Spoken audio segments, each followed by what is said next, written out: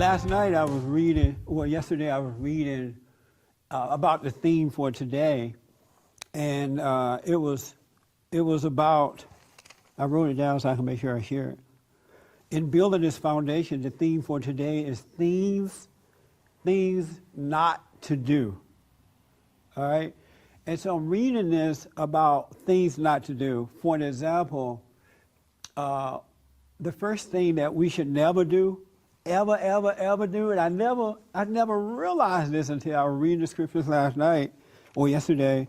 It says, one thing that you should never, ever do, unless someone questions you about things, about something, they ask for your advice, you should never give it.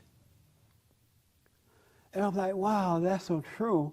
And the reason you should never give it, because people, when you give advice, unsolicited advice, is that it appears to the other person as veiled chatter. You're just talking to them about truth, about something, and they don't receive it at all because they did not solicit your advice.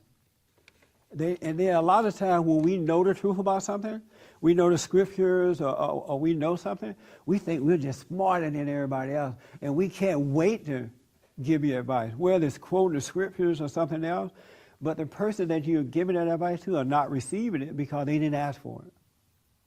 And I realized that yesterday, and that was revealed to me, and I've read that before and never saw it before. Satan never told me that that's what that meant. You never give unsolicited advice, whether it's about God or about anything, because people do not receive it. They feel forced upon. They are judging you, thinking you think that you are better.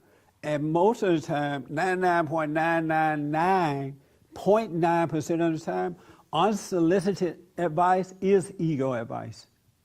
You're trying to prove how smart you are and how much you know.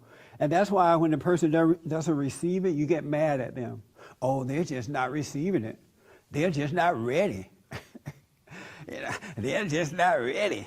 You get mad because they're not taking your advice, even with your children. You try to force your advice upon your children, they get mad and rebel. You start blaming the kids instead of looking, you're imposing on them because you want to feel like the authority figure. Isn't that something?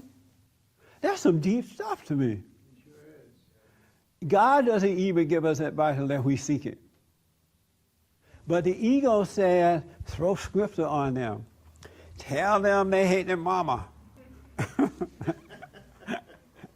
Tell them this, that, because you think you know it.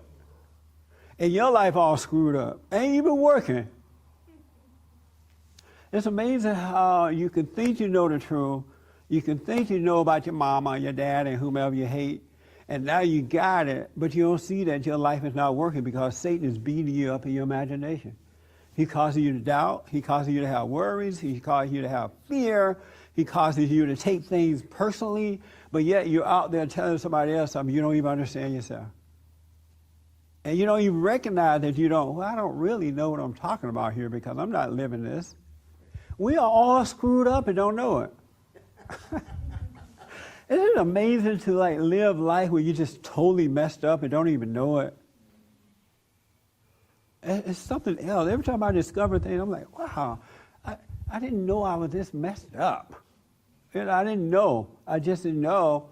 And what happens is God is constantly reminding us of what we already know. That's the one thing I noticed about him too. He's not giving any new information. We already, for whatever reason, I don't know what that is yet, we already know the truth. That's why no real truth, no revelation is a surprise. Because we know, we just have forgotten because the ego has overshadowed everything.